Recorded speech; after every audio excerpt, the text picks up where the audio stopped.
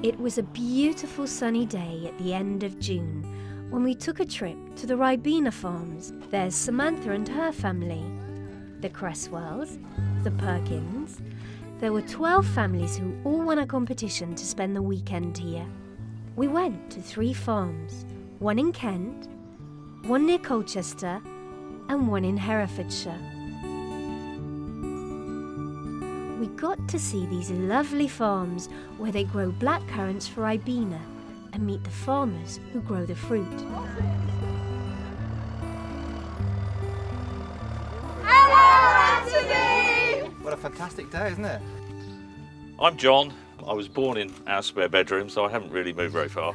I've been growing blackcurrants for about 30 years. Ever since the very first bush went in, we've always harvested them for Ribena. We also grow apples and pears and quite a lot of strawberries. Well, what we're going to do is we're going to take you and show you the whole cycle of how the blackcurrant bush is grown, right from the very start, right through to when we harvest it. Why do I grow blackcurrants? I just love, as a farmer, being associated with something that you can actually see in everyday life. When you stand in the queue at the local garage and someone's standing there waiting to buy a little thing of Ribena, I feel like tapping him on the shoulder saying, that could be my blackcurrants in there. There are only 39 growers of blackcurrants in the country. We're one of them, Queen being another, in rather good company. I'm a 3rd generation farmer and we've been growing blackcurrants now for about 35 years. Our family have been growing blackcurrants. That's a lot older than you, most of you guys. But my Aunt Lily actually used to pick here. Fascinating. And I was like talking to my Aunt Sylvia yesterday and she was like, oh, Aunt Lily used to pick there. And I was like, really? But it's really interesting for me anyway because we come from a family of pickers anyway. Yeah, well, that's really nice. We're in the nursery with the 1-year-old plants. John is explaining how he turns cuttings into fully grown bushes. So all we've done is buy the cutting, stick it in the ground the right way up, and there are 1 or 2 which have died, and the reason is they are upside down, and that will grow up as a bush over the next 2 to 3 years. If you left that now, that will have some blackcurrants on it next year, but obviously we have to wait for the bush to be big enough for the machine to actually harvest them.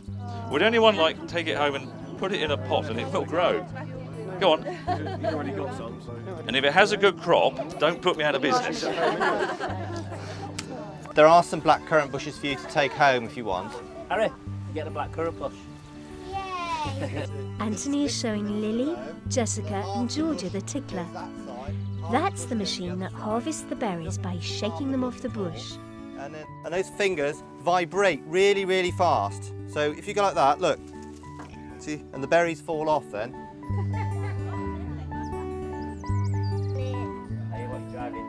Usually we're running about and running to different places to school and work and things like that. And we don't get the chance often to just come away from it all and settle down. We just spend time together as a family, really. I was surprised about the apples and the blackcurrants, that they need the cold weather, and I didn't realise that's where they got the colour from. Actually knowing where it comes from, what we have in our fridge or in our cupboard when we get home, seeing how it's all sort of made and produced and the hard work that goes into it. So the next time I pick up some Ribena, I'm going to actually remember all the hard work that went into the bottle before I actually drink it. It was great to learn all about the area and what goes on down on a Ribena British blackcurrant farm. And that was just the start of an amazing day. Hopefully I'm never going to forget this.